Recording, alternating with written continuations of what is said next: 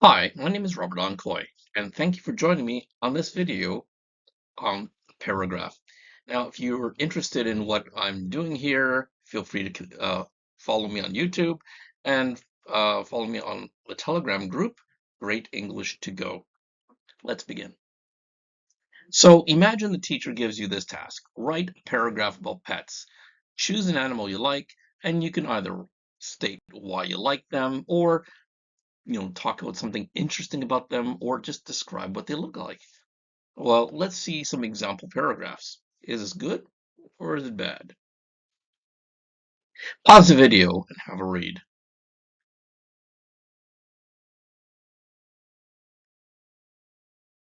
Okay, ready to look at some feedback? Let's see if you felt the same thing the reader did. So, he's not looking too happy. What was the topic of that paragraph? Was it Marnie? Was it corgis? Was it the neighbor? It wasn't quite clear. Hmm. Let's look at another student paragraph. All right, pause the video here and have a read.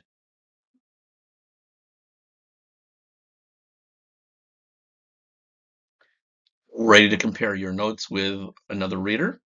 Let's take a look at what he says. So we did actually have a clear topic, snake. But what was the controlling idea? What was the idea of the paragraph's about that snake? What do we want to say about it? Well, that's a problem. Let's take a look at yet another student paragraph. Pause the video here, and when you're ready, continue.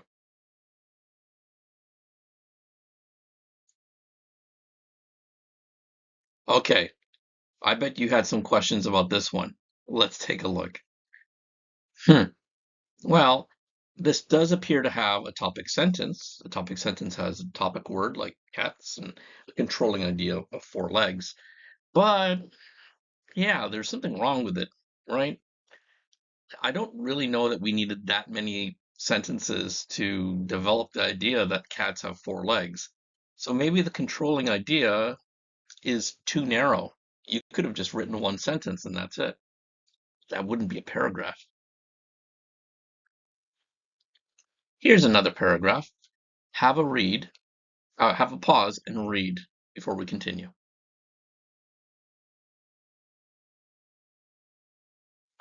Okay, let's compare notes. Our reader still looks a little confused. Well, we do have a topic sentence and we do have a controlling idea, but the other sentences were kind of going all over the place. Why? Because the controlling idea was too broad. It's the opposite problem of the first one. So what does this tell us? If we want to write a good paragraph, we need, we need a few things. So what do we need to make a good paragraph?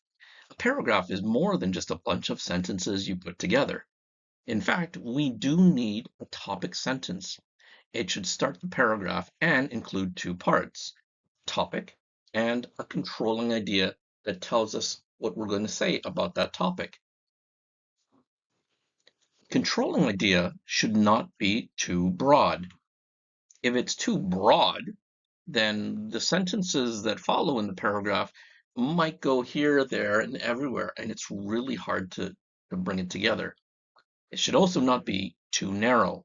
If the controlling idea is too narrow, then you really can't develop the paragraph idea. You can't, there's not much to write about. So let's take a look at yet another paragraph. Pause the video here and have a read. Okay, I guess you've hit play again. Well, is this a great paragraph? Let's find out. Compare your notes with our reader. Oh, he doesn't look too happy.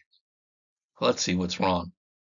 Well, the topic sentence here actually happens to be good. It's not too broad, not too narrow on the controlling idea, and there's a clear topic. However, He had to read it 2 times to find out what these 2 reasons are for why snakes are interesting. Hmm. How can we improve that? Let's take a look at the next paragraph and see if they do it better. Okay, pause this video and give it a read.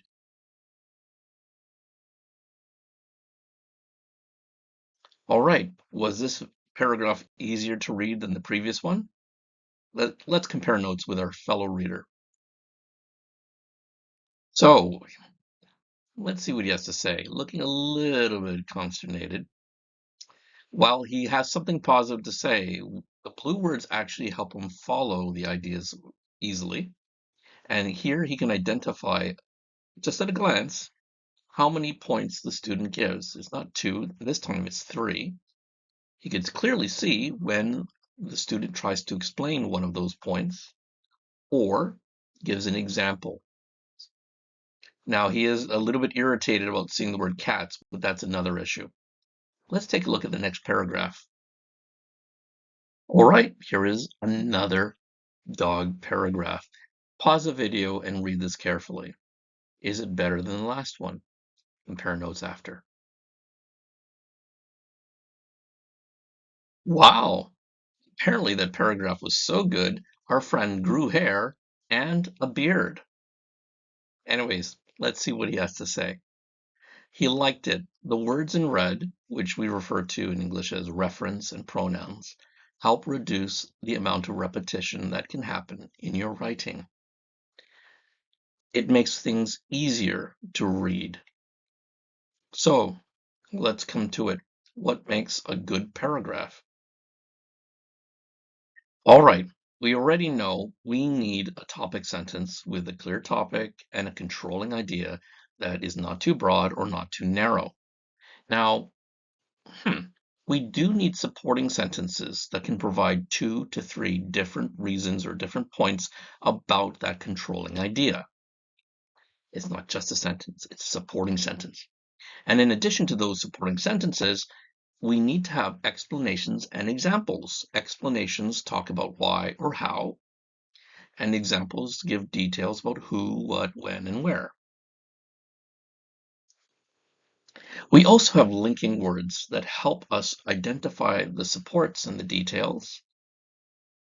And we have reference that avoid repetition. So if you can put all of these together into your paragraph, you've got something that's easier to read and will score higher on an exam. Now I've got something I'd like you to do.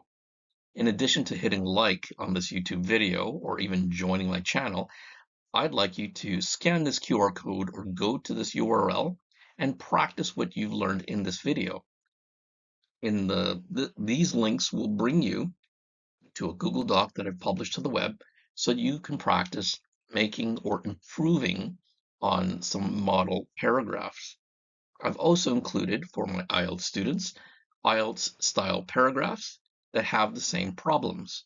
If you struggle with this in your writing, try this out and maybe you'll boost your score by half a band. Thank you very much and see you in the next video.